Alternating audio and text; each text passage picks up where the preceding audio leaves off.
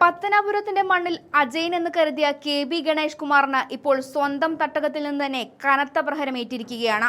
രാഷ്ട്രീയ കേരളം ഉറ്റുനോക്കുന്ന ഒരു വലിയ തകർച്ചയുടെ കഥയാണിത്. വർഷങ്ങളോളം ഗണേഷ് കുമാറിന്റെയും കുടുംബത്തിന്റെയും ഉറച്ച കോട്ടയായിരുന്ന പത്തനാപുരം NSS താലൂക്ക് യൂണിയൻ പിരിച്ചുവിട്ടിരിക്കുന്നു. ഇത് കേവലം ഒരു സംഘടനയ്ക്കുള്ളിലെ മാറ്റമല്ല, മറിച്ച് ഗണേഷ് കുമാർ എന്ന രാഷ്ട്രീയ നേതാവിന്റെ അധികാര ഗർവിന്റെയും ഏകാധിപത്യ പ്രവണതകൾക്കുമേറ്റ കനത്ത തിരിച്ചടിയാണ്. പത്തനാപുരത്ത് ഗണേഷ് കുമാർ പടുത്തുയർത്തിയ സാമ്രാജ്യത്വത്തിന്റെ അസ്ഥിവാരമിളകുന്ന കാഴ്ചയാണ് നാം ഇപ്പോൾ കാണുന്നത്. ഈ തകർച്ചയ്ക്ക് പിന്നിൽ പ്രധാനമായും ഉയർന്നു കേൾക്കുന്നത് പത്മ കഫേ എന്ന പദ്ധതിയെ ചുറ്റിപ്പറ്റിയുള്ള അഴിമതി ആരോപണങ്ങളാണ്. 4 കോടി രൂപ ചിലവാക്കി നിർമ്മിച്ചു എന്ന് പറയപ്പെടുന്ന ഈ കഫേയുടെ സാമ്പത്തിക ഇടപാടുകളിൽ വൻ ക്രമക്കേട് നടന്നെന്നാണ് ഭരണസമിതി അംഗങ്ങൾ തന്നെ വിളിച്ചു പറയുന്നത്. സ്വന്തം ഭരണസമിതിയിലെ പകുതിയിലധികം പേർ തനിക്കെതിരെ തിരിയുമെന്ന് ഗണേഷ് കുമാർ സ്വപ്നത്തിൽ പോലും കരുതിയിട്ടുണ്ടാകില്ല. 19 അംഗങ്ങളുള്ള ഭരണസമിതിയിൽ 10 പേരും ഗണേഷിന്റെ ഏകാധിപത്യ ഭരണത്തിൽ മനം മടുത്ത് രാജിവെച്ച് പുറത്തുപോയി. ഇതോടെ സമിതിക്ക് ഭൂരിപക്ഷം നഷ്ടപ്പെടുകയും NSS നേതൃത്വം കർക്കശമായ നടപടിയിലേക്ക് കടക്കുകയുമായിരുന്നു. പത്തനാപുരത്തെ NSS ചരിത്രത്തിൽ ഇതുവരെ കേട്ടുകേൾവിയില്ലാത്ത ഒരു പ്രതിസന്ധിയാണിത്. ഗണേഷ് കുമാറിന്റെ പിതാവ് R. ബാലകൃഷ്ണപിള്ള 64 വർഷത്തോളം നയിച്ച ഒരു യൂണിയനാണിത്. ആ പാരമ്പര്യത്തിന്റെ കരുത്തിലാണ് ഗണേഷ് അവിടെ വാണിരുന്നത്. എന്നാൽ പിതാവിന്റെ വിയോഗത്തിനു ശേഷം കാര്യങ്ങൾ മാറിമറിഞ്ഞു. സംഘടനയെ തന്റെ വ്യക്തിപരമായ കാര്യങ്ങൾക്കും താല്പര്യങ്ങൾക്കും ഈഗോയ്ക്കും വേണ്ടി ഗണേഷ് ഉപയോഗിക്കുന്നു എന്ന പരാതി കാലങ്ങളായി നിലനിന്നിരുന്നു. എന്നാൽ ആരും അത് പരസ്യമായി പറയാൻ ഭയപ്പെടുകയായിരുന്നു. പക്ഷേ അഴിമതി ആരോപണങ്ങളും ഒപ്പം സംഘടനയ്ക്കുള്ളിലെ വിശ്വസ്തരായ അംഗങ്ങളെ മർദ്ദിക്കുന്ന നിലയിലേക്കും കാര്യങ്ങൾ എത്തിയപ്പോൾ ആ ഭയം പ്രതിഷേധമായി മാറി. വേണുകുമാർ എന്ന ഭരണസമിതി അംഗത്തിന് നേരെയുണ്ടായ മർദ്ദനം ഈ പ്രതിഷേധത്തിന് ആക്കം കൂട്ടി. സ്വന്തം സഹപ്രവർത്തകരെ പോലും കൂടെ നിർത്താൻ കഴിയാത്തൊരു നേതാവായി ഗണേഷ് കുമാർ മാറിയെന്ന് ഇത് വ്യക്തമാക്കുകയാണ്.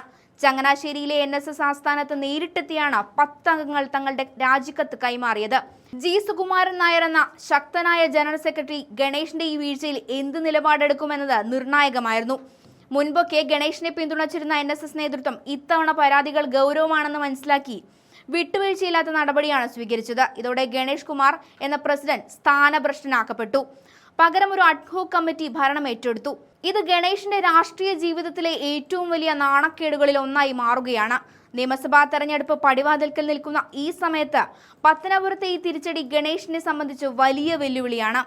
NSS വോട്ടുകൾ നിർണായകമായ ഒരു മണ്ഡലത്തിൽ സംഘടനയുമായി ഇത്ര വലിയൊരു പിണക്കമുണ്ടായത് ഗണേഷിന്റെ തിരഞ്ഞെടുപ്പ് വിജയത്തെ പോലും ബാധിച്ചേക്കാം. തന്നെ തകർക്കാൻ രാഷ്ട്രീയ ശത്രുക്കൾ ശ്രമിക്കുന്നുവെന്നാണ് ഗണേഷ് ഇതിനോട് പ്രതികരിക്കുന്നത്. എന്നാൽ കൂടെ നിന്നവർ തന്നെ കൈവിടുമ്പോൾ അത് കേവലം ഒരു രാഷ്ട്രീയ ഗൂഢാലോചനയായി തള്ളിക്കളയാൻ സാധിക്കില്ല. അധികാരത്തിന്റെ ഹുങ്കിൽ ആരെയും എന്തും ചെയ്യാമെന്ന ഗണേഷിന്റെ ധാരണക്കേറ്റ വലിയൊരു പ്രഹരമാണിത്. പത്തനാപുരത്തെ സാധാരണക്കാരായ ജനങ്ങൾക്കിടയിലും ഈ വാർത്ത വലിയ ചർച്ചയായിട്ടുണ്ട്.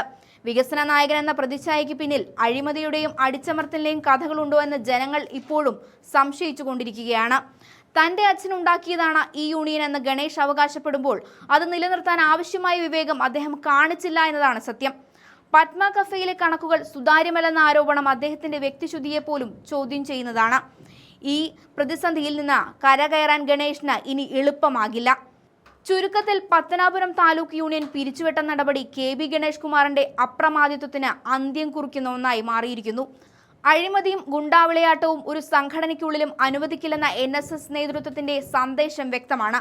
തകർന്നു തരിപ്പണമായ ഈ പ്രതിച്ഛായയുമായി വരാനിരിക്കുന്ന തിരഞ്ഞെടുപ്പിനെ ഗണേഷ് എങ്ങനെ നേരിടുമെന്ന് കണ്ടുതന്നെ അറിയണം. കേരള രാഷ്ട്രീയത്തിലെ ഈ വലിയ വീഴ്ച ഗണേഷ് കുമാർ എന്ന നേതാവിന് ഒരു പാഠമാകുമോ അതോ അദ്ദേഹത്തിന്റെ രാഷ്ട്രീയ അസ്തമയത്തിന്റെ തുടക്കമാകുമോ എന്നാണ് എല്ലാവരും ഉറ്റുനോക്കുന്നത്. ഈ അധികാര നഷ്ടം കേവലം ഒരു പദവിയുടേതല്ല, മറിച്ച് പത്തനാപുരത്തെ ജനങ്ങൾക്കും സമുദായത്തിനും അദ്ദേഹത്തിനുമേലുണ്ടായിരുന്ന വിശ്വാസത്തിൻ്റെതാണ്. ആ വിശ്വാസം തിരിച്ചുപിടിക്കുക എന്നത് ഗണേഷിനെ സംബന്ധിച്ച് അസാധ്യമായ ഒരു കാര്യമായി മാറിയിരിക്കുകയാണ്. സ്വന്തം കുടുംബ പ്രശ്നങ്ങളിൽ നിന്ന് പോലും എങ്ങനെയൊക്കെയോ മാപ്പ് പറഞ്ഞുകൊണ്ട് തലയൂരിയെന്നേ ഉള്ളൂ. അതിനിടയിലേക്കാണ് ഇടുത്തി പോലെ ഈ സംഭവം കൂടി. കണ്ടകശനി ഗണേഷിനെ കൊണ്ടേ പോകൂ.